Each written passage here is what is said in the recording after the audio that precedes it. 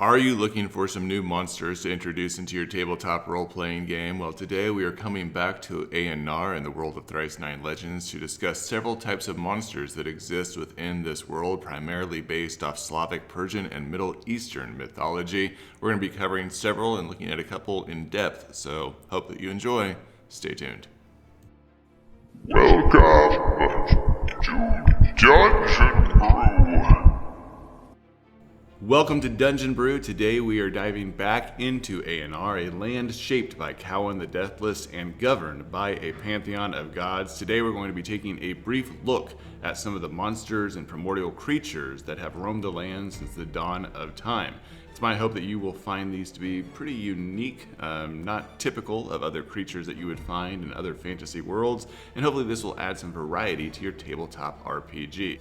Now, I personally find it easier to divide monsters into different categories, much like you'd find in most tabletop RPGs, where they are broken up into domains of existence and power. And so for this video, we're going to briefly introduce 3 different categories of monsters that I have within Aenar and give a sneak peek into the lore of like a few monsters in each one of those categories. We're going to explore how they influence the world and its inhabitants. I also want to point out that I have a post on Patreon that explores a lot more categories and more monsters that you can go and access for free. We're also running a poll over on our Patreon for you to vote on which stat block you would like for us to make next for a unique monster that you can introduce into your game for the month of October. All right, so let's go ahead and jump in.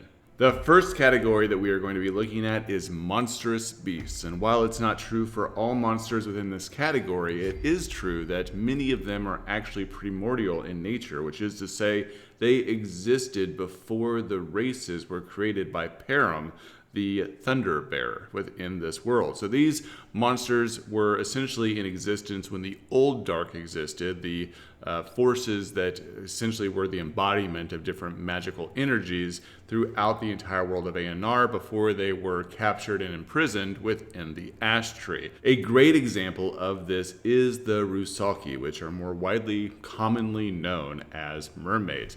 These are creatures that traverse the oceans and the seas. They have this long, unkempt hair, giving the appearance of an unwed maiden, and can change their appearance to seduce their victims as they sing captivating songs. Once they have brought the victim into the depths of the water, they will drown the victim and feast on their flesh and make combs out of their bones in order to brush their tangled hair. It's not uncommon for their long hair to tangle around the victim like a fisher's net to help pull them beneath the water's surface. And one of the really exciting things about the Rusalki is they're actually pulled towards magical artifacts. So if they feel the pull of ancient magical energies that existed prior to the creation of the races, they'll oftentimes seek these out. So transporting magical objects across large bodies of water can be very dangerous for those aboard the ship. So the next monster I want to talk about, now that I've enticed you a little bit, is one that we've actually created for our Patreons and is available over there, and that is the Simargl. The Simargl is a winged wolf that is based on Persian lore that was said to guard nature and fertility. But in Aenar, they could be either a benevolent protector of ancient forests, or they could be a raging beast corrupted by dark magic, turning on the very life that they once nurtured. They're very heavily tied to Marhina, the frozen witch, and they respond to the world as she does. In the spring, they reflect her nurturing aspect, serving as symbols of life and growth, and then in winter, they embody her darker side, becoming the agents of death and destruction. Now, for anyone that watched the video on the gods, we know that Marhina actually turns the souls into demons in the netherworld, and so during those wintry months when the times are dark, you will sometimes see Simargl actually following the whims of demons and devils that have found their way back to Aenar. Here you can see, though, the stat block that we created for the Simargl that is available on our Patreon. We classified them as a CR3 beast. It is a large creature with an AC 15 and a speed of 50 feet. They have 85 hit points. As with most wolves, they do have pack tactics with a very strong bite and the ability to rend.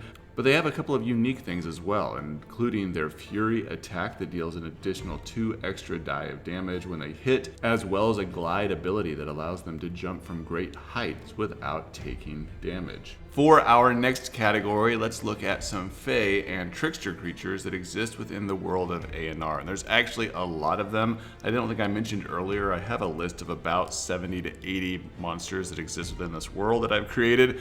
And I probably have more Trickster and Fey creatures than anything else because they are rampant within Slavic mythology. But I'm going to start with the Bludnik.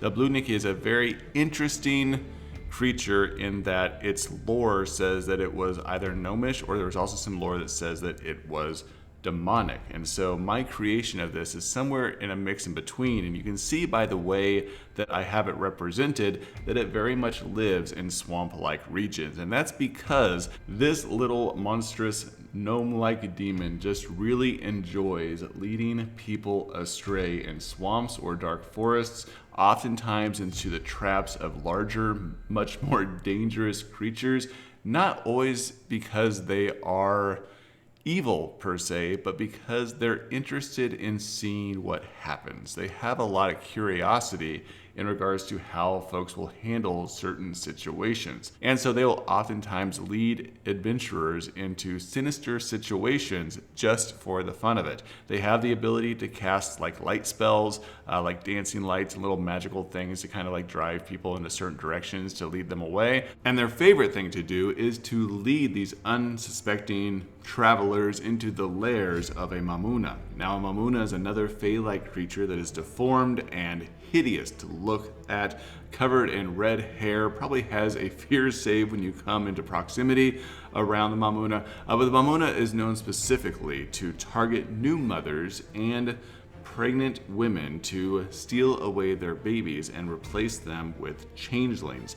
Changelings in Aenar are the byproduct of demons and witches that grow up to be these deformed humanoids living within villages. And so this is like a really great adventure story if you're looking for a monster that is stealing away children, so to speak, and replacing them with these deformed changelings within the village area. But what does the Mamuna do with these fresh babies that she is snatching away? Well, she is known to primarily take them and give them to a Hala, which is a much more powerful Fey-like creature that swallows them whole in order to regain her youth and her beauty. And the Mamuna will receive wishes and magical artifacts and favors from the Hala for doing this deed for this greater entity that exists within the swamps. The last category that I want to talk about in this video is the undead creatures that exist within this world. And the fun thing for me is knowing the lore that the undead and even, demonics and demons, which is another category, didn't really start to exist within Aenar until the death of Volos, the god of the dead. And at that time, there was no one to lead the dying into Thrice 10 Kingdom or to any other place besides the Netherworld, which forced Marhina to allow these demonic beings to overspill into Aenar because there was just no more room for them in the Netherworld as she was twisting them and shaping them into these undead creatures. So there's a couple of undead that we're going to talk about. I promise you there's a lot more, but the first one that I want to look at is the Fext. And the Fext is a really fun undead that is primarily for higher level parties because of the difficulty in trying to overcome them. So the Fext are undead warriors that are either immune or resistant to almost all damage types except for glass weapons. They're said to be the creations of Marhina's death magic, and this immunity they have, or this resistance they have, depending on how you want to play it, makes them extremely terrifying against high level players who have to think outside the box to figure out how exactly they are going to defeat them. They oftentimes come in staggering armies moving throughout the plains. I oftentimes actually think of the White Walkers, which I imagine this might be where they got that lore from, because this comes out of old mythology in the Slavic, Middle Eastern, Persian region. All right, so the other monster that I want to talk about that is also an undead monster is the Myling. The Myling is rumored to be a restless undead child that has morphed into a small beast that primarily, again, lives in swamps or near small bodies of water. The Myling is known to cling to its victim, growing heavier until they are crushed or dragged into the swamp. This creature is actually really perfect when you want to unnerve your players with a slow creeping threat, because the Myling will dive onto the backs of its target, sink its claws into the target's body, and then siphon out its bloods and fluids, which allow it to grow heavier and heavier on the victim's back until they collapse or until they're dragged into the water and pushed beneath the surface. These monsters actually first appear in my calendar series that's available, anywhere that books are sold, as it attacks the main character and tries to drown him in the nearby swamp. So this is just a touch on some of the monsters that I have in the world of Aenar and Thrice Nine Legends. I hope this has been enjoyable for you and that you've gleaned some ideas about how to run your next tabletop RPG. I hope that you can include some of these in that story that you are telling. And just as a reminder, we are holding a poll right now on our Patreon for you to let us know which stat block you would like for us to build next and release to all of our subscribers, which is free, over on Patreon. So go over there, vote, let us know which one you want us to create this month. All right, thank you guys again for hanging out with me here on Dungeon Brew. I'll see you again next time. Dungeon Brew.